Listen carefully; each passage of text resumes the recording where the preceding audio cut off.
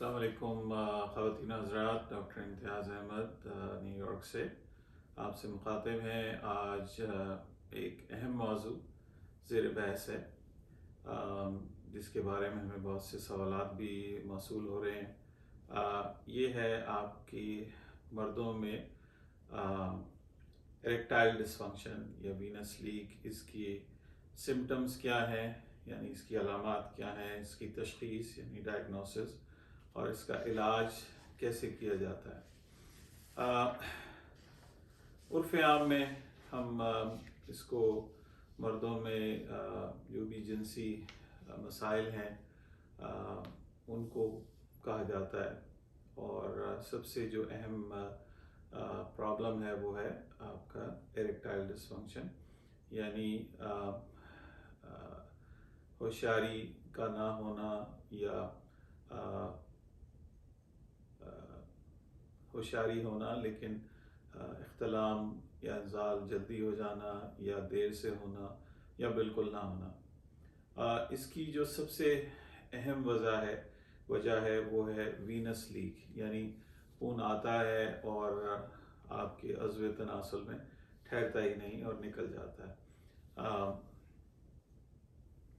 इसकी वजूहात में आपकी एनाटॉमिकल रीजंस भी हो सकते हैं, यानी कि जिस्म के अंदर कोई ऐसी प्रॉब्लम चल रही है जिसकी वजह से है, या आपके इमोशनल इश्यूज हैं या रिलेशनशिप प्रॉब्लम्स हैं, वो भी इसके अंदर एक बड़ा दर्जा रखते हैं। ये जानना आपको बहुत ज़रूरी है कि आम मर्द हज़रात में शहवत या होशियारी किस तरह होती है, उसकी क्या स्टेजेस हैं, और ये किस तरीके से अल्लाह पाक ने ये एक निज़ाम बनाया है। इसमें ये होता है कि दौरान खून जो है आपका आर्टीरियल ब्लड वो अंदर आता है उज़्व तनासुल में, और इरेक्शन होने के लिए उसका खून का ठहरना बहुत ज़रूरी है। और जो मसल्स हैं आपके वो रिलैक्स हो जाते हैं। अगर वो रिलैक्स होते हैं तो खून उसमें आता है और एक रिजिडिटी यानी सख्ती पैदा होती है, जिससे आप मुबाशरत कर सकते हैं। और मुबाशरत ख़त्म होने के करीब आपको इंज़ाल होता है या इख्तिलाम होता है, और इस तरह ये पूरा प्रोसेस मुकम्मल हो जाता है। और इस प्रोसेस के मुकम्मल होने पे यही मसल्स जो इर्द गिर्द हैं ये कॉन्ट्रैक्ट होते हैं, यानी सिकुड़ते हैं, जिसकी वजह से खून दोबारा गर्दिश में वापस चला जाता है जिस्म में। अगर ये मैकेनिज़्म ख़राब हो जाती है और करीबन ये मसल्स जिनको रिलैक्स होना चाहिए, ये अगर रिलैक्स नहीं होते या इन मसल्स की डेथ हो जाती है या ये किसी वजह से ख़त्म हो जाते हैं, तो उस सूरत हाल में आपको वीनस लीक हो जाती है, यानी खून ठहरता ही नहीं और वापस चला जाता है वक्त से पहले। इसका दारोमदार आपकी जेनेटिक्स, यानी इसमें जो नंबर वन चीज़ हमें देखने में आई है रिसर्च से वो है जेनेटिक्स, यानी आपके जीन्स में या आपके आबा अजदाद से मसला चला आ रहा होता है।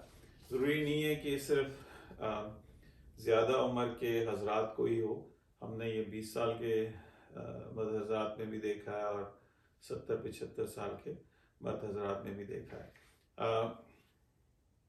ये मुख्तसरन आपको बताना था कि ये प्रोसेस किस तरीके से होता है। अब ये आपके लिए बहुत अहम है कि इरेक्टाइल डिसफंक्शन यानी वीनस लीक, और उर्फ़ आम में जो कि 75% अफराद में वीनस लीक की वजह से इरेक्टाइल डिसफंक्शन होता है, जबकि 25% में आपके साइकोलॉजिकल इश्यूज भी आ जाते हैं, रिलेशनशिप इश्यूज भी आ जाते हैं, और आपके मेडिकल इश्यूज भी आ जाते हैं। तो ये तमाम चीज़ें इसमें कार फरमा होती हैं, जिसकी वजह से ये मर्दों में ये प्रॉब्लम चल रहा होता है, जो कि एक इंतहाई अहम चीज़ है। ये जहन में रखना बहुत ज़रूरी है कि आपकी क्वालिटी ऑफ लाइफ, यानी आपकी ज़िंदगी के लिए जिस तरह खाना पीना अहम है, सोना जागना अहम है, वॉशरूम जाना अहम है, इसी तरह आपकी अज़दवाजी ज़िंदगी का या आपकी इसका नॉर्मल होना बहुत ज़रूरी है। जिन मर्द हजरात को ये प्रॉब्लम है वो डिप्रेशन का शिकार है, एंजाइटी का शिकार है और दूसरे तीसरे मसाइल उनमें बढ़ रहे हैं, एडिक्शंस बढ़ रही हैं, सुसाइड बढ़ रहा है। तो ये चीज़ इसको आप सीरियसली लें। और हमारा माशरा जो है पाकिस्तान में, वो शर्मा शर्मी में इस मौजू पे बात भी नहीं की जाती। हमारे जो जनरल प्रैक्टिशनर हैं उनके पास ये सहूलत ही नहीं है या तालीम की कमी है कि उस मौजू पे बात कर सकें। जो भी उनके पास जाता है ज़रा सा भी हिंट करता है तो उसको वो दवाई लिख देते हैं कि ये जनाब ये नीली गोली आप खा लें। अब ये नहीं पता कि ये चंद महीनों से लेके मुश्किल से साल भर भी इसका असर नहीं रहता और बतदरीज ये ज़ायल होता चल जाता है।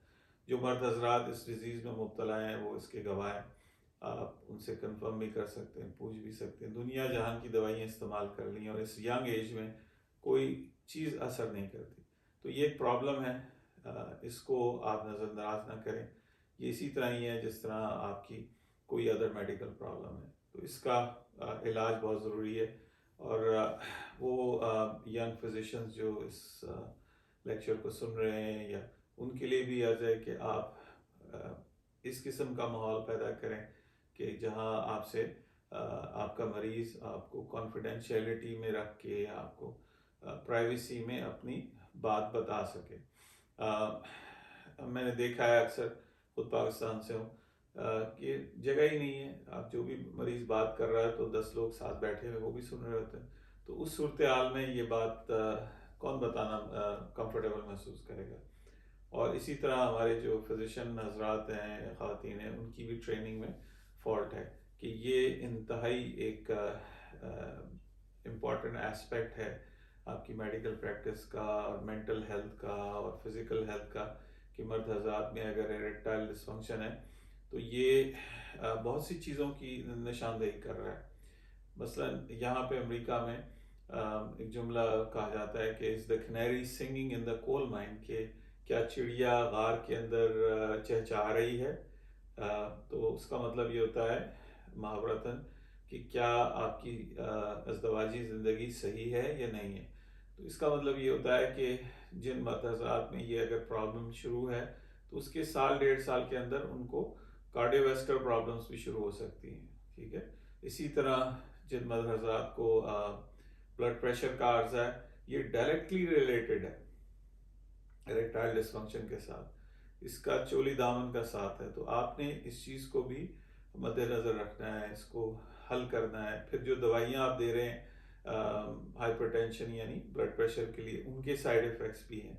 जैसे लाइसिनोप्रिल है, उसका साइड इफ़ेक्ट है कि इरेक्टाइल डिसफंक्शन हो जाता है, वीनस लीक पैदा हो जाती है। इसी तरह जो मर्द हज़रात शुगर के आर्जे में मुब्तला है, जिसको डायबिटीज़ हम कहते हैं और फ़ाम में, उसमें देखा गया कि 50% हजरात को या हजरात को ये प्रॉब्लम है। इसकी वजह ये है कि जो शुगर है, ज़ायद शुगर, वो आपके ब्लड वेसल्स यानी शरियानों को और नर्व एंडिंग्स को मुतासर करती है। तो इसका हल ये है कि आप ब्लड शुगर को कंट्रोल करें बहुत रिलीजियसली, और इसी तरह ब्लड प्रेशर। अब जैसे मैंने अर्ज़ किया कि इसकी वजूहत क्या हो सकती हैं, इसमें दिल की बीमारियां, जैसे मैंने बताया डायबिटीज़, हाइपरटेंशन यानी ब्लड प्रेशर, कोलेस्ट्रॉल होना, ये बहुत अहम चीज़ है। अगर कोलेस्ट्रॉल आपका बढ़ा हुआ है तो इसके छोटे छोटे ज़र्रात इन इन शरियानों को ब्लॉक करते हैं। और सबसे पहले मैंने देखा है कि इरेक्टाइल डिसफंक्शन होता है, उसके बाद आपको साल 1.5 साल के अंदर आपको हार्ट का प्रॉब्लम भी हो सकता है। ये रिसर्च में देखा गया है और अक्सर हमने पेशेंट देखे हैं जिनको ये मसला हुआ है, उसके साल 1.5 साल के बाद उनकी एंजियोप्लास्टी हुई है, स्टेंटिंग हुई है।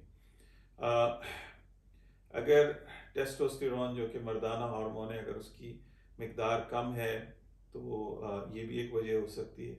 उसकी सैकड़ों वजूहत हैं। और इसके अलावा भी कुछ अदर हार्मोन्स होते हैं जो अगर वो कम हैं तो उनकी भी रिप्लेसमेंट की जाती है। किडनी डिजीज़ इसमें कई किस्म की हो सकती हैं, स्टोन से लेके आपका रीनल फेलियर भी शामिल है। अगर उम्र बहुत बढ़ रही है, हमने ये देखा है रिसर्च में कि ज़्यादातर रिसर्च मिडिल एज और अबव के लोगों में कि 40% अफराद हमने देखे हैं जो 40 साल की उम्र के हैं। इसी तरह 50% अफराद हमने देखे हैं जिनको इरेक्टाइल डिसफंक्शन और वीनस लीक है, वो 50 साल की उम्र के हैं। इसी तरह 60% अफराद ने देखे हैं इरेक्टाइल डिसफंक्शन और वीनस लीक के साथ जिनकी उम्र 60 साल की है। इसी तरह 70 साल की उम्र में 70% अफराद में इरेक्टाइल डिसफंक्शन है और वीनस लीक, जिसका एक सबसे बड़ा अहम रीज़न है। तो ये काबिल इलाज है। आप यहाँ तो अमेरिका में 2-4 लोग हैं जो इस चीज़ के एक्सपर्ट हैं, पाकिस्तान में तो हर तरफ हर दीवार पे लिखा हुआ है। तो ये कि वो इस चीज़ का इलाज कर सकते हैं, ऐसा नहीं है। अपनी सेहत का ख्याल रखिए और जो इस फील्ड के एक्सपर्ट हैं उनसे आप रब्ता कीजिए। इंशाल्लाह हम आपको मायूस नहीं करेंगे। हमारी 2 साइट्स हैं, हमीद लतीफ़ हॉस्पिटल जो कि कदाफ़ी स्टेडियम लाहौर के बिल्कुल सामने है। उसमें हमारा अमला रोज़ाना मौजूद है, मंडे से लेके सैटरडे तक 12 से लेके शाम गए तक। इसी तरह OMI हॉस्पिटल कराची जो कि IBA कराची और कोस्ट गार्ड हेडक्वार्टर्स के हक़ में वाक़ है, वहाँ पे भी हमारा स्टाफ सिवाय इतवार के हर रोज़ अवेलेबल है। आप अपॉइंटमेंट लेके भी जा सकते हैं और वॉक इन भी कर सकते हैं। हमारा अमला आपको गाइडेंस देगा।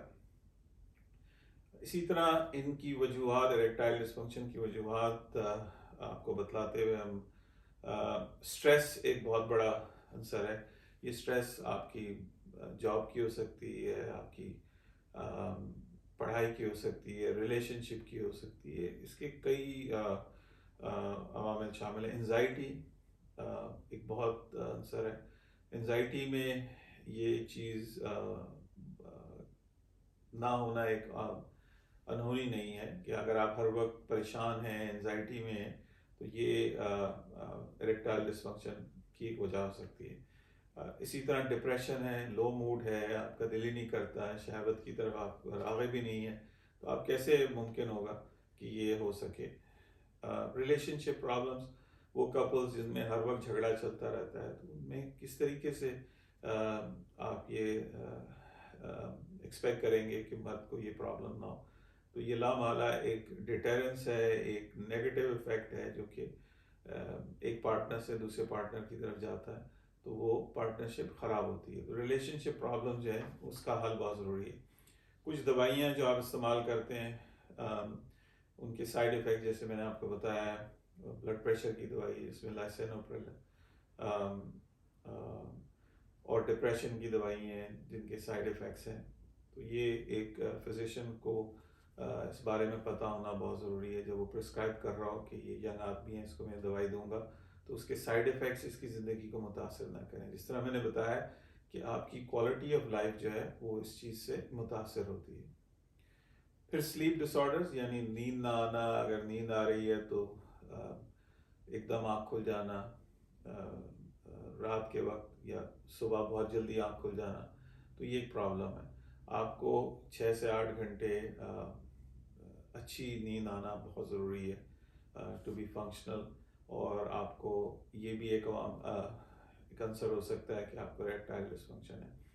इसी तरह मदर हजरात जो ड्रग यूज़ में है, मुख्तलिफ़ किस्म की ड्रग्स हमारे माशरे में हैं, जिसमें चर्स, अफ़ीम से लेके आपने यू नेम इट, हेरोइन है, कोकेन है, ये तमाम चीज़ें बज़ाहिर लगता है कि आपको बहुत ज़्यादा ताकतवर कर देती हैं, ऐसा नहीं है। आपकी इरेक्टाइल डिसफंक्शन की एक बड़ी वजह ये भी है। इसी तरह शराब नोशी जो कि हमारे माशरे में देखी गई है, उससे इरेक्टाइल डिसफंक्शन बहुत कॉमन है। इससे जिगर का आर्जा बहुत ज़्यादा कॉमन है।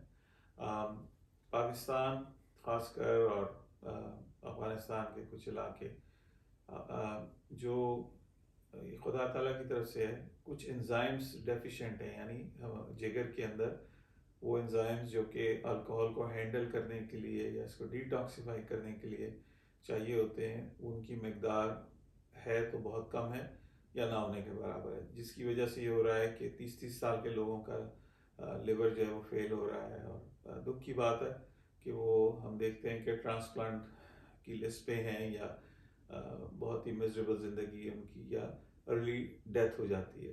तो उसमें फिर ये बतलाना था कि अल्कोहल का जो यूज़ है वो ख़तरनाक है और इरेक्टाइल डिसफंक्शन कर सकता है। इसमें मॉडरेशन जो है एक मिसनॉमर है, कहा जाता है मॉडरेशन में आप लें, मॉडरेशन हो नहीं सकती इसमें।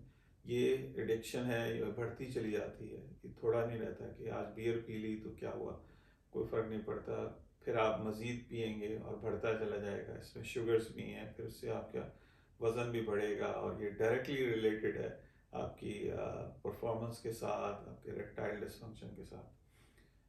जिन लोगों को पार्किंसंस डिजीज़ है यानी राशा, जिसमें हाथ पैर हिल रहे हैं, उनमें erectile dysfunction is very common.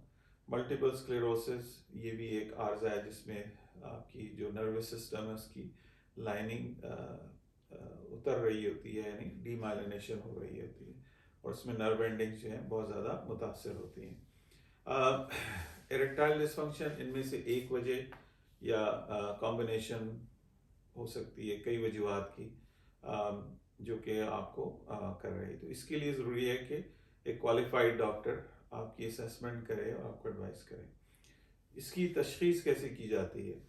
Pakistan में जैसे मैंने बताया कि हमारी रिसोर्सेज नहीं है, ओवरऑल कंट्री में हमारे फिजिशियंस जो जूनियर हैं उनकी तालीम भी नहीं है। तो इसमें थोड़ा सा हम चाहेंगे कि अवाम नास ख़ुद भी इस बारे में जानें और कोशिश है हमारी कि आप तक आगाही पहुंच सके, जिससे आप एक एक एक लर्निंग कर्व है लोगों में, इसकी अवेयरनेस पैदा हो। सबसे पहले देखा जाता है कि आपका हार्ट और लंग्स सही हैं, यानी आपके फेफड़ा और आपका दिल सही काम कर रहा है, उसकी इवैल्यूएशन की जाती है। ब्लड प्रेशर देखा जाता है, जैसे मैंने बताया कि ब्लड प्रेशर और इरेक्टाइल डिसफंक्शन का चोली दामन का साथ है, ये डायरेक्टली रिलेटेड है। ठीक है, अगर ब्लड प्रेशर हो रहा है तो वही अवामिल आपके पीनस के अंदर जो ब्लड वेसल हैं उनको भी मुतासर कर रही हैं। तो इसमें ब्लड प्रेशर का कंट्रोल होना और जो दवाइयाँ आप ले रहे हैं उनके साइड इफ़ेक्ट्स का ना होना बहुत अहम है। इसी तरह टेस्टीज और पीनस का एग्जामिनेशन किया जाता है, जो मैं खुद करता हूँ, या जब अल्ट्रासाउंड किया जाता है तो उस वक्त देख लिया जाता है, तो वो एक डिटेल एग्जामिनेशन होता है।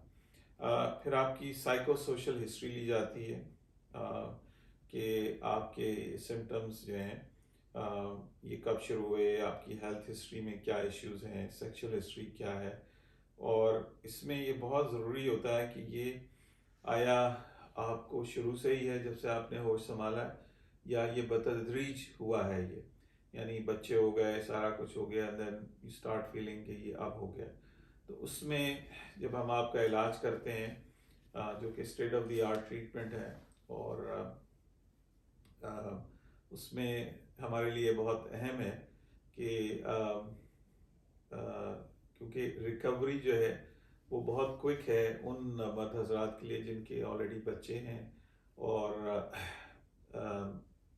वो रिलेटिवली यंग एज ग्रुप में हैं, तो उनमें रिकवरी और मच क्विकर उनके मुकाबले में जो कि बिल्कुल ही नहीं इस बारे में जानते, यानी वो यंगस्टर्स जो 18-20 साल के हैं और उनको ये प्रॉब्लम नज़र आ रहा है, तो उनको एक लर्निंग कर्व चाहिए, यानी उनकी साइकोसेक्सुअल डेवलपमेंट के लिए उनको मुख्तलिफ स्टेजेस से गुजारना होता है। तो मकसद इसका ये होता है कि अगर उम्र हज़ार जिनको ये कुछ अर्सा पहले हुआ है तो उनकी रिकवरी के चांसेस बहुत ज़्यादा हैं और जल्दी हैं, उनके मुकाबले में वो मर्द हजरात जिनको इस प्रॉब्लम का या अपनी शहावत के बारे में इल्म ही नहीं है। इसमें हमें जानना ज़रूरी है कि अगर आप शादीशुदा हैं तो आप कितनी दफ़े मुबाशरत करते हैं, कितनी फ्रीक्वेंसी है, हफ्ते में करते हैं, हफ्ते में 2 दफ़ा, नॉर्मल जो है वो हफ्ते में 2 दफ़ा आपकी इंटीमेसी जो है ये ज़रूरी है। फिर ये हमें जानना ज़रूरी है कि आपकी जो इरेक्टाइल इरेक्शंस हैं वो किस तरह की हैं, इज़ इट पॉसिबल कि आप मुबाशरत कर सकते हैं या नहीं कर सकते, और आपकी जो अभी मौजूदा ताल्लुकात हैं वो आपकी पार्टनर्स के साथ वो कैसे हैं, या आपकी रिलेशनशिप कॉर्डियल है या हर वक्त झगड़ा रहता है, तो उस सूरत में भी ये रिलेशनशिप प्रॉब्लम्स आपके इरेक्टाइल डिसफंक्शन को बहुत ज़्यादा ख़राब कर सकती हैं बनिस्बत उनके जिनके पार्टनर्स अंडरस्टैंडिंग है और उनकी प्यार मोहब्बत है आपस में, तो उनके दरमियान इस प्रॉब्लम का होना कम है बनिस्बत उनके कि जिनमें हर वक्त झगड़ा चल रहा है। तो ये ख़वातीन के लिए भी है कि आप भी ख्याल कीजिए, अगर आपके हस्बैंड को ये प्रॉब्लम है तो आप भी सपोर्टिव केयर करें, ना कि उनको बुरे इल्ज़ाम ठहराएं या उनको बुरा भला कहें। इससे मामला मज़ीद बिगड़ेंगे, ठीक नहीं होंगे। अच्छा, हमें ये भी जानना ज़रूरी होता है कि क्या जब आपको सुबह इरेक्शन होती है या मिडल ऑफ द नाइट क्या आप जाग जाते हैं, ये हमारे लिए बहुत अहम है।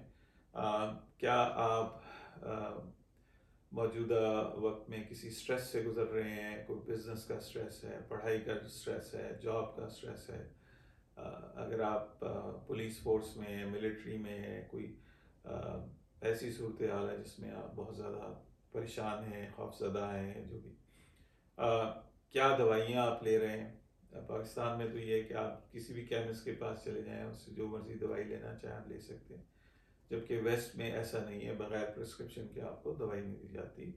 चाहे कि बहुत कॉमन दवाई हैं जैसे टाइलेनॉल, आइबुप्रोफेन, इस किस्म की सर दर्द की दवाई और ये वो एलर्जी की दवाई वो आपको मिल जाती, लेकिन एंटीबायोटिक्स हों या ब्लड प्रेशर की दवाइयाँ हों या डायबिटीज़ की बगैर नुस्खे के नहीं दी जाती। इसी तरह ये जानना हमारे लिए बहुत ज़रूरी है कि क्या आए आप स्मोकर हैं। स्मोकिंग का भी चोली दामन का साथ है इरेक्टाइल डिसफंक्शन के अंदर।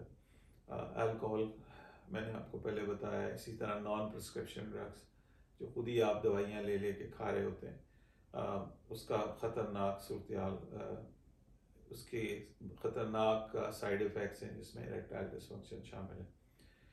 हमें ये जानना ज़रूरी है कि आपके अंदर कोई अंडरलाइन कंडीशन चल रही है जिसका मैंने पहले जिक्र किया है, जिसमें डायबिटीज़, ब्लड प्रेशर यानी शुगर और ब्लड प्रेशर की बीमारी, या कोई सर्जरी हुई है यानी प्रोस्टेट की सर्जरी या किडनीज़ की सर्जरी, या जो आपका यूरोजेनिटल ट्रैक है उसकी सर्जरी, मसाने की सर्जरी।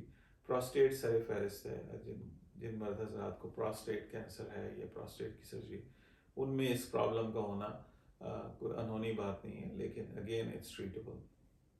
या आपको कोई चोट लगी है या कोई फ्रैक्चर हुआ है या इंजरी हुई है, तो उसमें भी इरेक्टाइल डिसफंक्शन हो सकता है।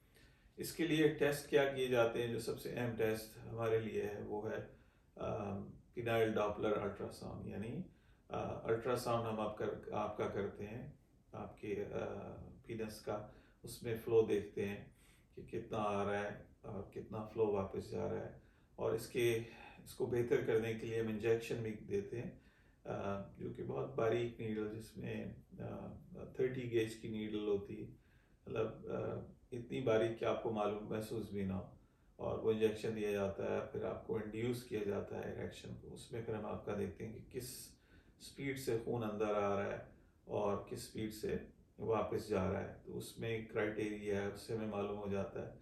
अगेन ये स्क्रीनिंग टेस्ट है, ये डेफिनेट टेस्ट नहीं है। ये सारी चीज़ें आपसे जो हिस्ट्री ली जाती है, आपका एक मायना किया जाता है, ये सारी चीज़ें कंबाइन करके हम एक डायग्नोसिस तक पहुंचते हैं। फिर एक टेस्ट किया जाता है जो कि वेस्ट में है, नॉक्टर्नल पेनाइल ट्यूमरसन टेस्ट, जिसमें एक बैटरी पावर डिवाइस आपकी रान पे बांधी जाती है और रात को आपका देखा जाता है कि क्वालिटी ऑफ नॉक्टर्नल इरेक्शन, यानी रात के टाइम जो इरेक्शन होती हैं उसकी क्वालिटी क्या है। यूरिन टेस्ट करके हम देखते हैं कि आपको ज़ियाबतीस यानी शुगर तो नहीं है, आप कोई ड्रग्स तो नहीं ले रहे, आपको कोई इन्फेक्शन तो नहीं है। बाज़ औक़ात हम रेट्रोग्रेड इजैकुलेशन यानी जो इख्तिलाम आगे की तरफ होने के बजाय पीछे की तरफ हो जाता है, तो उसमें भी हमें स्पर्म्स मिल जाते हैं आपके पेशाब के अंदर। ब्लड टेस्ट करते हैं जिसमें आपकी ज़ियाबती, जैसे मैंने बताया, लिवर के टेस्ट हम देखते हैं कि आपका जिगर का कोई मसला तो नहीं, कोलेस्ट्रॉल देखते हैं। ये हमारे लिए इंतहाई अहम है आपकी तशख़ीस के लिए। इसका इलाज क्या है, इसकी दवाइयों से इसका टेम्परेरी इलाज किया जा सकता है। आप सब जानते हैं कि मर्द हजरात जो इस डिज़ीज़ में हैं या गुजर चुके हैं कि वियाग्रा ले लें, उससे आपको नीला विजन नज़र आना शुरू हो जाता है, और दूसरी चीज़ें हेडेक शुरू हो जाते हैं, सुनाई कम देता है। इसी तरह सियालिस है, लिविट्रा है, ये मुख्तलिफ दवाइयाँ हैं। इनका असर 3-4 महीने से लेके मैक्सिमम साल तक भी रह सकता है, लेकिन बतदरीज ये ख़त्म होता चला जाता है। जो मर्द हजरात यूज़ कर रहे हैं या करते रहे हैं उनको इसका इल्म है। और जो हमें फ़ोन कॉल्स आती हैं, हमारे पेशेंट हमें दिखाने आते हैं, वो इंतहाई परेशान है कि कोई दवाई काम नहीं करती। और उसमें अगेन ये टेम्परेरी इलाज है। इसमें जो सबसे बेहतर, जिसको हम इंजेक्टेबल के तौर पर इस्तेमाल करते हैं, वो कैवर्जेक्ट है, एलोप्रेस्टाडोल। ये सपोजिटरी की सूरत में भी आता है कि आप अपनी पेशाब वाली नाली में आप डाल सकते हैं या इंजेक्शन दे सकते हैं, लेकिन अगेन ये इन्वेसिव है। फिर एक कॉम्बिनेशन मेडिकेशन है, इसको ट्राईमिक्स कहते हैं, जिसमें एलोप्रेस्टाडोल, फेंटोलामीन और पैपावरिन शामिल है। ये भी इंजेक्टेबल है, अगेन इसमें सुई लगानी पड़ती है। तो ये एक्सट्रीम कंडीशन में इनको इस्तेमाल किया जाता है। अगेन टेम्परेरी इलाज है।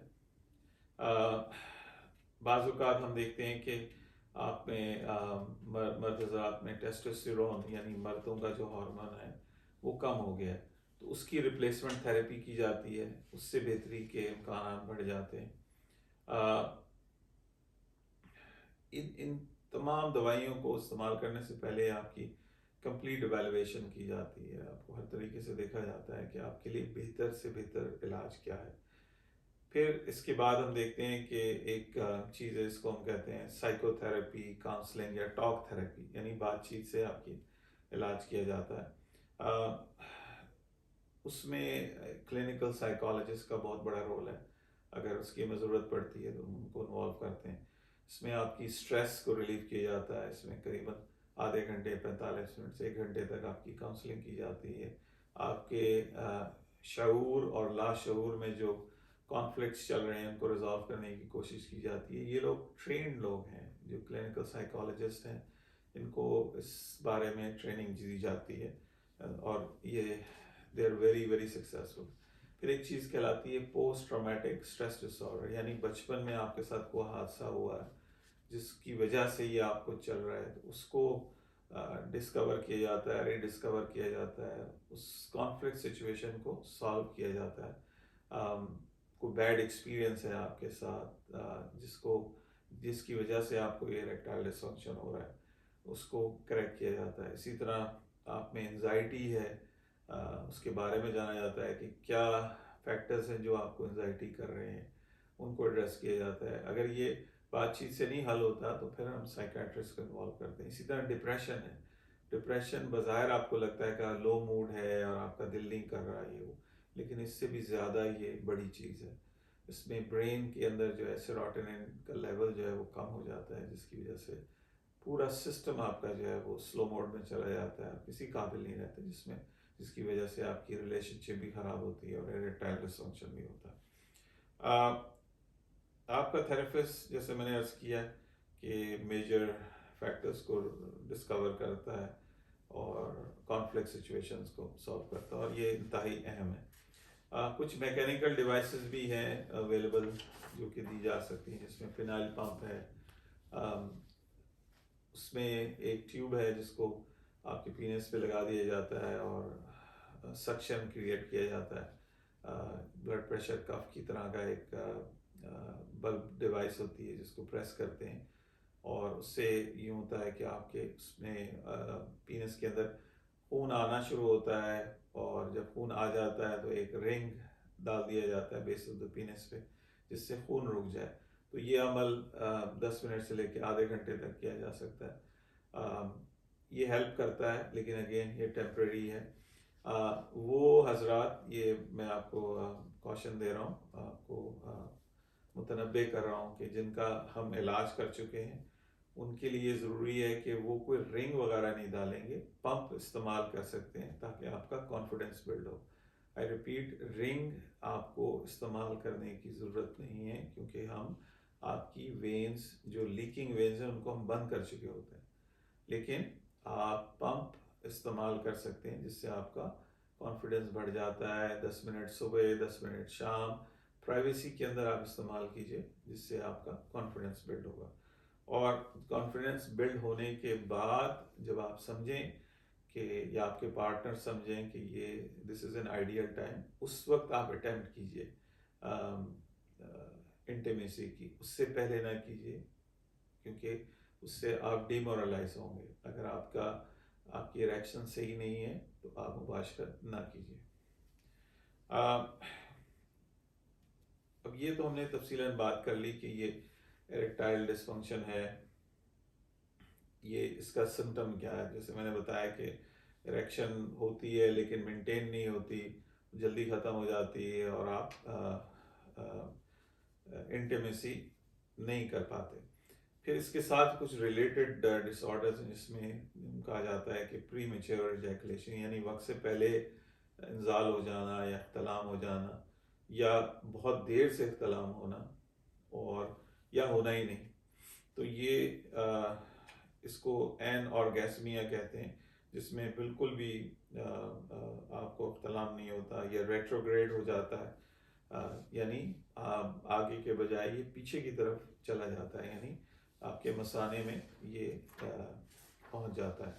आपका जो स्पर्म्स हैं आगे निकलने के बजाय पीछे की तरफ चले जाते हैं। ये रिलेटेड कंडीशंस हैं, अगेन इनका भी ताल्लुक वीनस लीक से है जिसका इलाज हम करते हैं, state of the art treatment है। और ये टेक्नोलॉजी वही है जो कि वेन्स जो दिमाग के अंदर बन जाती हैं, एवी मालफॉर्मेशन, उनको हम ट्रीट करते हैं। ख़ास मेडिकेशन हम इस्तेमाल करते हैं जिससे हमारे सामने हमें पता लगता है कि लीकिंग वेन्स हैं, इनको हमने बंद कर दिया है। अल्ट्रासाउंड पे हमें ज़रा सा आइडिया मिलता है, लेकिन इस आइडिया को हम मटीरियलाइज करते हैं जब हम आपकी वेन के अंदर, जिसको आपकी पीनस के ऊपर एक वेन है जिसको कहते हैं डॉर्सल पीनाइल वेन, या आपके हम ग्रॉइन से जाते हैं, जाके चेक करते हैं तो हमें मालूम होता है कि ढेर सारी वेन्स हैं जिनमें लीकेज बिल्ड हो गई है। फिर ये सवाल पैदा होता है कि ये क्यों हुई, तो ये आपके लिए जानना बहुत ज़रूरी है। तमाम वेन्स में, शरियानों में वेल्व्स होते हैं, यानी जैसे चेक वेल्व है प्लम्बिंग का, उसको बंद करते हैं खोलते हैं तो ये वेल्व्स ख़राब हो जाते हैं। जब वेल्व्स ख़राब होते हैं तो लामौला ब्लड की लीकेज जो है वो बढ़ जाती है। और मज़ीद इस बात को आगे बढ़ाते हुए, जो मसल्स हैं पीनस के, जो इर्द गिर्द इसमें स्मूथ मसल्स हैं, वो ख़राब हो जाते हैं। उनका दारोमदार आपके जेनेटिक्स में है। जहाँ ये 15% मसल ख़राब हुए वहाँ वीनस लीक ने जगह बनाई। तो इसका इलाज जो है हम करते हैं, और हमारा एजाज़ है कि हम सैकड़ों मरीज़ों का इलाज कर चुके हैं। और ये जहन में रखिए कि ज़रूरी नहीं है कि ये यंगस्टर्स को ना हो। हमारे पास 20 साल 21 साल के भी मरीज़ हैं और अल्हम्दुलिल्लाह they are doing very well. और it's a win win situation.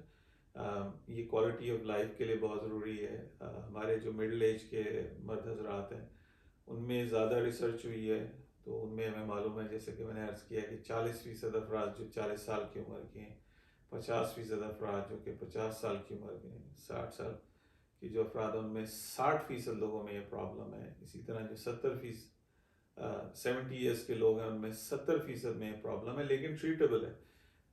ये जानना ज़रूरी है कि ये काबिल इलाज है और ये बहुत ज़रूरी है up to 80 years of age के आप अपनी क्वालिटी ऑफ लाइफ इम्प्रूव करें। हम देखते हैं कि इलाज मालजे के बाद, और जो हमारे वेल ऑफ फैमिलीज़ हैं उनके बुज़ुर्ग 100 साल तक जीते हैं। तो क्वालिटी ऑफ लाइफ के लिए बहुत ज़रूरी है कि आपका जो सेक्सुअल लाइफ है वो भी नॉर्मल हो।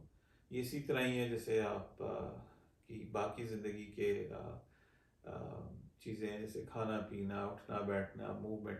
अगर आप एक स्टेयर्स, फ्लाइट ऑफ स्टेयर्स, यानी अगर आप जीना चढ़ सकते हैं तो आपके लिए इंटीमेसी प्रॉब्लम कोई नहीं लगती। अगेन इसमें कुछ ऑल्टरनेटिव वेज हैं जिसमें हम इसको मैनेज करते हैं।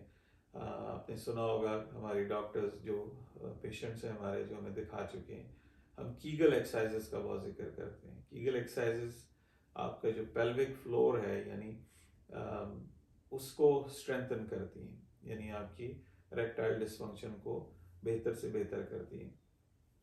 इसमें क्या होता है कि आप अगर पेशाब कर रहे हैं, तो जब आप दरमियान पेशाब करते करते हुए आप जब समझते हैं कि आपने आधा पेशाब कर लिया, तो उसको रोकने की कोशिश कीजिए। तो जब आप रोकने की कोशिश करेंगे तो वो मसल्स जो एक्टिव होंगे वो पेल्विक फ्लोर के मसल्स हैं, और उन वही मसल जो है वो आपके वीक हो जाते हैं, जिसकी वजह से आपको इरेक्टाइल डिसफंक्शन होता है।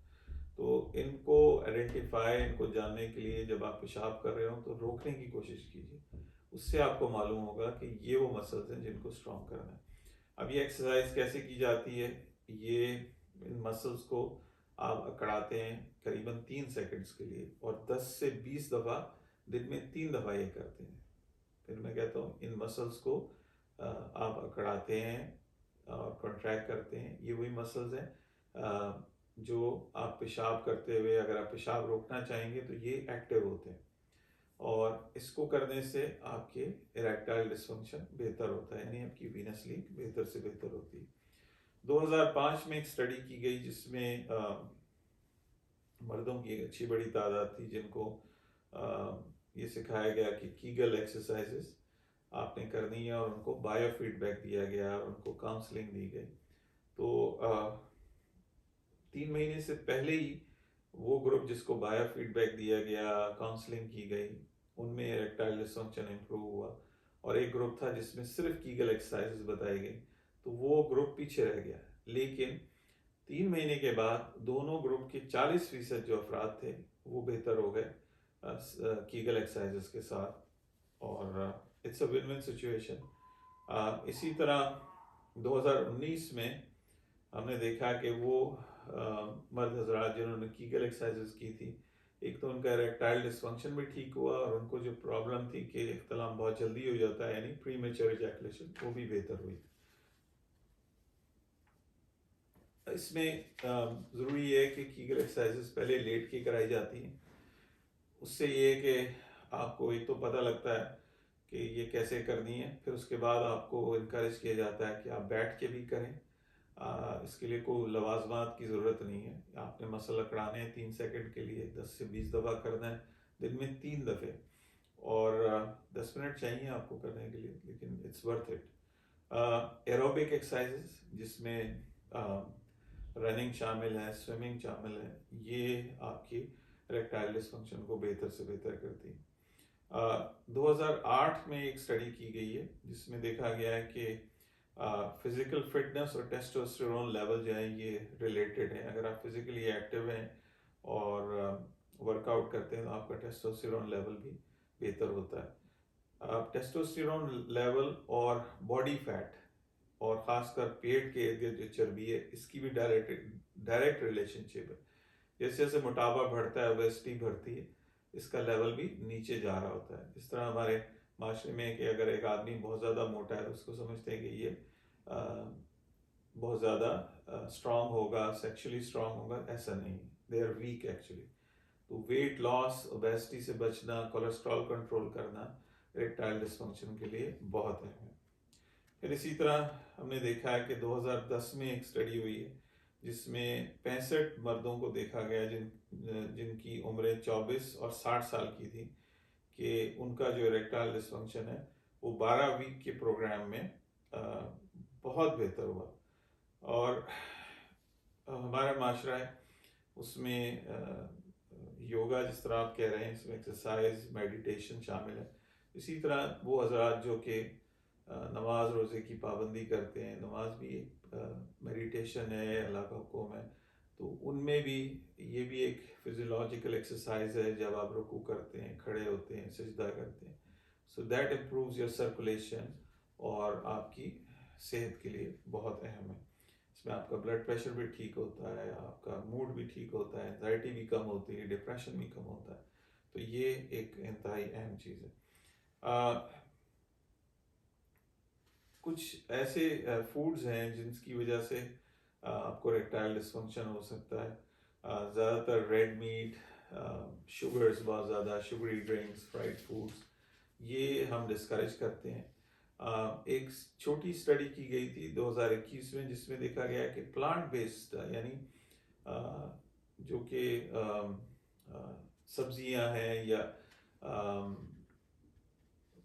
सब्जियां, फ्रूट्स, वेजिटेबल्स, ब्राइट कलर, अगर इनका इस्तेमाल किया जाता है तो ये रेक्टाइल डिस्फंक्शन के लिए बहुत बेहतर है। तो ये एक नोन फैक्ट है, और उसमें ज़रूरी है कि ऑर्गेनिक चीज़ें आप इस्तेमाल करें जिसमें पेस्टिसाइड्स का इस्तेमाल कम से कम हो। अगर आप लाते भी हैं फ्रूट्स एंड वेजिटेबल्स, और तो उनको आप बेकिंग सोडा से वॉश करें ताकि उन पे से पेस्टिसाइड्स और स्पोर्स ख़त्म हो जाएं। फिर इसी तरह नेचुरल ट्रीटमेंट्स हैं, हर्ब्स हैं जो कि इस्तेमाल की जाती हैं। अगेन ये जो सारी चीज़ें मैं आपको बता रहा हूँ, जिसमें हमारे माशरे में मदर हज़रात को जिनसिंग का पता है, इसी तरह हॉर्नी गोट वीड है, योहिम्बी है, ये चीज़ें आप इस्तेमाल तो कर सकते हैं, लेकिन याद रहे कि योहिम्बी जो है इसके बहुत ज़्यादा डेंजरस साइड इफ़ेक्ट्स हैं, तो डॉक्टर के मशवरे के बगैर आप ये चीज़ें इस्तेमाल ना कीजिए। फिर इसी तरह आक्यूपंक्चर है, उससे कोई ख़ास हमें तो मालूमात नहीं मिली हैं, लेकिन इतना ज़रूर हमें पता लगा है कि जिन लोगों को साइकोलॉजिकल इश्यूज़ हैं, ये 5000 साल पुरानी साइंस है, तो साइकोलॉजिकल यानी depression, anxiety related erectile dysfunction है, तो वो उसके बेहतर होने के इम्कान बहुत ज़्यादा है। एक वर्ड ऑफ एडवाइस है कि हमारे यहाँ माशरे में गलत बयानी काफ़ी ज़्यादा है। हर तरफ एक्सपर्ट लिखे हुए हैं कि जी ये मेल सेक्सुअलिटी के एक्सपर्ट्स हैं, हर दीवार पे, हर दुकान पे, हर जगह लिखा हुआ है। एक चीज़ जो मेरे मुशाहदे में आई है कि अक्सर मर्द हजरात को PRP के इंजेक्शन लगाए जा रहे हैं, ये कह के कि जी स्टेम सेल्स हम आपको इंजेक्ट कर रहे हैं। देखिए ये बहतान है, गलत बयानी है, आप बचिए। इसका नुकसान ज़्यादा है, फ़ायदा कम है, जिससे आपको स्कारिंग हो सकती है, कर्वेचर ख़राब हो सकता है, इन्फेक्शन हो सकता है, और बहुत सारी डैमेज हो सकती है, आपकी आर्टरी डैमेज हो सकती है, वेन्स डैमेज हो जाती हैं। तो बराए मेहरबानी PRP इंजेक्शन से बचिए।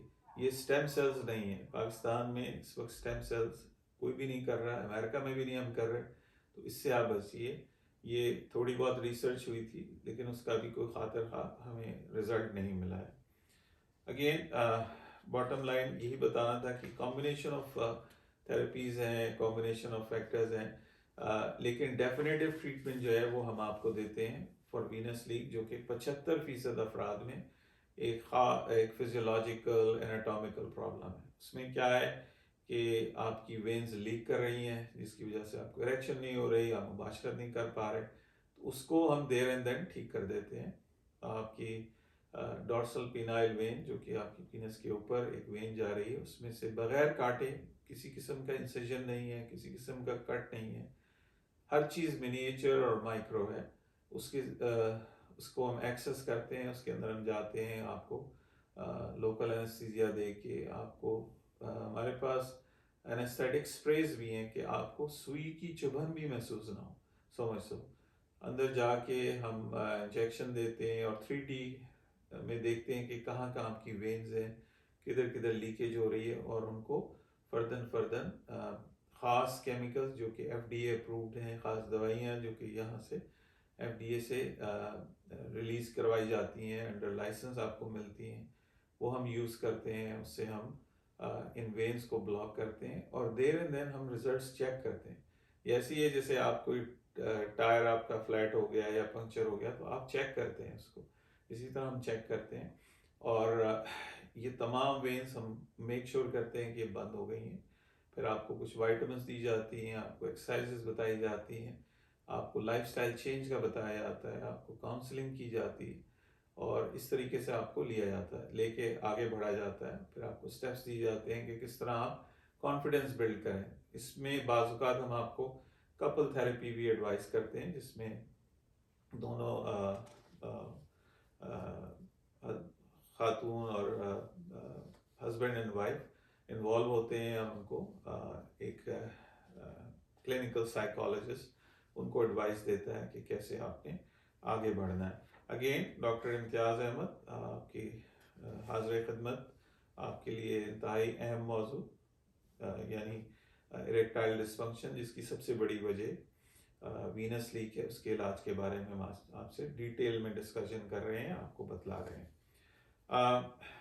हमारे माशरे में अगेन इल्म की कमी है। मैंने यंग लोगों में भी पिनाइल इम्प्लांट्स लगे हुए देखे हैं जो कि इंतहाई मिजरेबल हैं, बहुत परेशान हैं और मारे मारे फिर रहे हैं कि कोई इसको निकाल दे। याद रहे कि अगर इसको निकाला गया तो ये आप बिल्कुल ही बेकार हो जाएंगे, क्योंकि 5-7 साल से अगर आपके मसल्स में दले हुए हैं तो it has cause the damage. Even US में भी हम इम्प्लांट्स उनको रिकमेंड करते हैं जो 75-80 साल के लगभग उनकी एज हो और कोई चांस ना हो कि उनका रिपेयर की जा सके या उनको रेडिएशन थेरेपी दी गई है, प्रोस्टेट कैंसर है और बहुत ज़्यादा प्रॉब्लम्स हैं, तो उसमें हम रिकमेंड करते हैं कि आपको बहुत ही सीनियर ग्रुप के अंदर हम इनको करते हैं। इससे क्या होता है कि ये नॉर्मल नेचुरल आपको सेंसेशंस नहीं मिलती। ये एक ऐसी चीज़ है कि एक डिवाइस डाल दी गई है और आप परेशान हैं कि ये कैसे निकाला जाए, और ये ऐसा है कि कुछ ना होने से बेहतर। तो ये हम 75 और 80 साल से ज़्यादा उम्र के जो अफराद हैं उनमें ऑफ़र किया जाता है। वेस्टर सर्जरी किसी ज़माने में की जाती थी, लेकिन इसके यहाँ पे तो इसको it's an almost band technique जिसमें लाइगेशन करते हैं और खुदा जाने उसके फिर बहुत ज़्यादा साइड इफ़ेक्ट्स हैं। फिर इसी तरह जैसे मैंने पहले जिक्र किया कि डायबिटीज़ का डायरेक्ट रिलेशनशिप है और उसमें आपका ब्लड शुगर कंट्रोल होना बहुत अहम है, और लेकिन वीनस लीक हो सकता है, और वीनस लीक जो है उसको हम ठीक करते हैं जैसे कि मैंने आपको बताया। हमारे 2 साइट्स हैं, हमीद लतीफ़ हॉस्पिटल जो कि गद्दाफ़ी स्टेडियम लाहौर के सामने है। दूसरी साइट हमारी OMI हॉस्पिटल कराची है जो कि कोस्ट गार्ड हेडकोार्टर्स और IBA के अकब में वाक़ है। हमारी टीम्स वहाँ मौजूद हैं, आप हमसे रब्ता कर सकते हैं 0331-259-7322 0331-259-7322। आपकी डायग्नोसिस के लिए हमें जो टेस्ट दरकार है वो पिनाइल डॉपलर अल्ट्रासाउंड विद कैवर्जेट, यानी पिनाइल पीनस का अल्ट्रासाउंड जो कैवर्जेट इंजेक्शन के साथ किया जाता है। कराची में आगा खान हॉस्पिटल से ये किया जा रहा है, पंजाब में अलनूर डायग्नोस्टिक से किया जा रहा है। इनकी स्टैंडर्डाइज लैब्स हैं और इनके रिजल्ट जो हैं रिलायबल हैं। बाकी जगह पाकिस्तान में अगर किया जा रहा है तो रिलायबिलिटी इज़ क्वेश्चनेबल, एक्सपीरियंस नहीं है उनको, अगर है तो उनको करना नहीं आता, अगर करना आता है तो उसकी इंटरप्रिटेशन उनकी वीक है। तो उसमें ये कि अगर आप अपना वक्त और पैसा ज़ाया ना करें, और ये जो 2 साइट्स मैंने आपको बताई हैं, Aga Khan university hospital Karachi, Alnoor diagnostic centre Shadman Lahore, यहाँ से क्वालिफाइड लोग हैं जो ये करते हैं। मैं इसकी इंसिडेंस के बारे में आपको बतला चुका हूँ कि कितना कॉमन है। ये ना समझिए कि सिर्फ ये मिडिल एज और सीनियर्स में है, हमें 20 साल के जो मेल्स हैं उसमें भी देखने को आया है, 18 साल में भी देखने में आया है।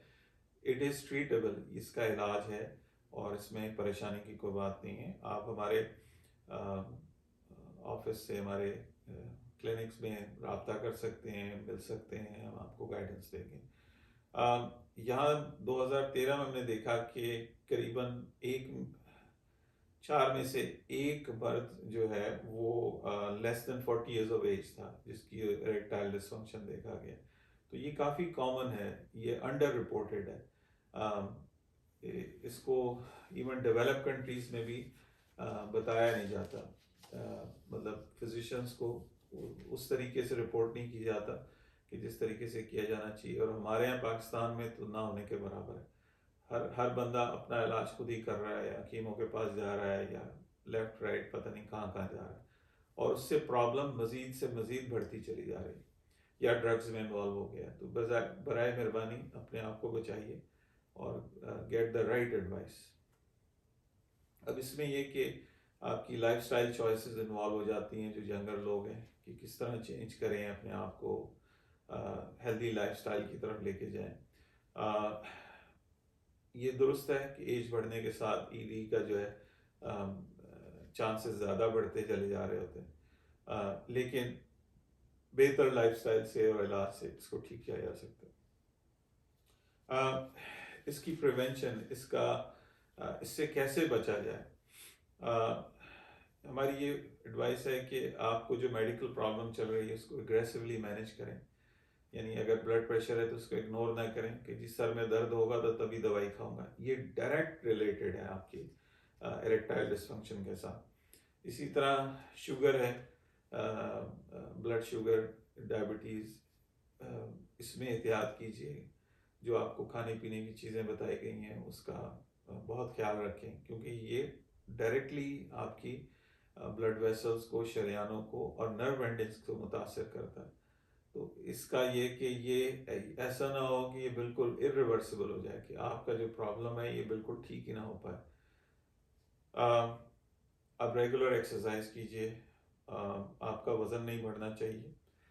हेल्दी डाइट लें। हमारे माशरे में हर चीज़ जो है, चाहे खुशी हो चाहे गमी हो, वो खाने के इर्द गिर्द रिवॉल्व करती है। तो इसको डिस्करेज करें कि ज़रूरी नहीं है कि आप हर चीज़ जो है खाने के साथ रिलेट करें। और बहुत सी चीज़ें हैं जो आप कर सकते हैं। अपनी स्ट्रेस कम कीजिए। स्ट्रेस मैनेजमेंट जो है बहुत ज़रूरी है। अगर डिप्रेशन और एंजाइटी है तो इसका इलाज करवाइए, या काउंसलिंग कीजिए, या थेरेपिस्ट के पास जाइए। यहाँ पे वेस्ट में थेरेपिस्ट का कॉन्सेप्ट बहुत कॉमन है। यंग बच्चों को भी अगर प्रॉब्लम होती है तो थेरेपिस्ट के पास भेजा जाता है। अगर आप स्मोकिंग करते हैं तो उसको आप छोड़ दीजिए। अल्कोहल का इस्तेमाल आप बिल्कुल ना कीजिए। यस, वेस्ट में हम कहते हैं जी मॉडरेशन में कर लें, जो कि मॉडरेशन हो नहीं सकती इसमें। जैसा कि मैंने बताया कि पाकिस्तान में जो जेनेटिकली जिगर हैं, उनमें 2 एंजाइम्स जो हैं, जो कि अल्कोहल को हैंडल करने के लिए चाहिए, वो कम हैं या ना होने के बराबर हैं, जिसकी वजह से लिवर की प्रॉब्लम्स बहुत ज़्यादा हैं जो मर्द हज़रात अल्कोहल का इस्तेमाल करते हैं। यहाँ तक कि 30 साल की उम्र के सैकड़ों अफराद इस वक्त लिवर फेलियर में मुब्तला हैं और ट्रांसप्लांट के लिए इंतज़ार में, और उनमें से कई की डेथ भी हो चुकी है। ड्रग्स का इस्तेमाल जो है वो ना कीजिए। उसमें मैरिजुआना है, चरस है, कोकेन है, हेरोइन है, फिर स्पीड है, इस किस्म की बहुत सी दवाइयाँ हैं, ड्रग्स हैं, इनका इस्तेमाल ख़तरनाक है आपके लिए। रेगुलर ईयरली चेकअप बहुत ज़रूरी है, जिससे हमें पता लगता है कि आपको इरेक्टाइल डिसफंक्शन है या नहीं है। क्वेश्चनेयर फिल किया जाता है, और याद रहे कि ये आपकी क्वालिटी ऑफ लाइफ के लिए इंतहाई अहम है। इसका इलाज हम सक्सेसफुली कर रहे हैं। हमारे पास जो पेशेंट्स हैं वो दुनिया भर से आ रहे हैं, इवन नॉर्थ अमेरिका से, कनाडा से, all the way Australia, New Zealand, यहाँ से हमारे पास पेशेंट्स आते हैं। हमारी जो लिस्ट है वो महीनों पहले फिल हो जाती है, तो उसमें जितना आप इंतज़ार करेंगे उतना आपका ट्रीटमेंट डिले होता चला जाएगा। हम इस सिलसिले में जो भी आपकी रहनुमाई कर सकते हैं, आपको गाइडेंस दे सकते हैं। हमारा स्टाफ मौजूद है, मेरे जूनियर कंसल्टेंट्स डेली अवेलेबल हैं 2 शहरों में, कराची और लाहौर। लाहौर में हमीद लतीफ़ हॉस्पिटल, जो कि कदाफ़ी स्टेडियम लाहौर के सामने है, वहाँ पे हमारा स्टाफ डेली अवेलेबल है। इसी तरह कराची में OMI हॉस्पिटल, जो कि IBA कराची और कोस्ट गार्ड हेडक्वार्टर्स के सामने वाक़ है, वहाँ पे हमारा स्टाफ मौजूद है। हमारा व्हाट्सएप नंबर है 0331259732। दूसरा नंबर है जहाँ आप रिपोर्ट्स भेज सकते हैं 033029633300। ये दोनों नंबर हमारी YouTube channel, Facebook, social media पे अवेलेबल हैं। आपसे एक और दरख्वास्त है कि आप हमारा यूट्यूब चैनल सब्सक्राइब करें। उस पर आपको अप टू डेट लेटेस्ट मालूमात आपकी अपनी ज़बान में आपको पहुँचेगी, और उसमें जो भी आपके सवाल आते हैं, कुछ ऐसे सवाल हैं जो आप पूछ ही नहीं सकते, या आपका राब्ता मुमकिन नहीं है या आपका मालिज उसका जवाब नहीं दे पा रहा, तो उन जवाबात को आप वहाँ पे सुन सकते हैं। तो इसके लिए हमारा यूट्यूब चैनल, जिसका लिंक हमारे सोशल मीडिया पे जगह जगह दिया हुआ है, आप ज़रूर उसको सब्सक्राइब करें और लेटेस्ट और अप टू डेट मालूमात आप लीजिए। इस स्टेज पे मैं आपसे इजाज़त चाहूँगा। अल्लाह ताला आपका हामी और निगहबान हो। अस्सलाम वालेकुम व रहमतुल्लाहि व बरकातहू।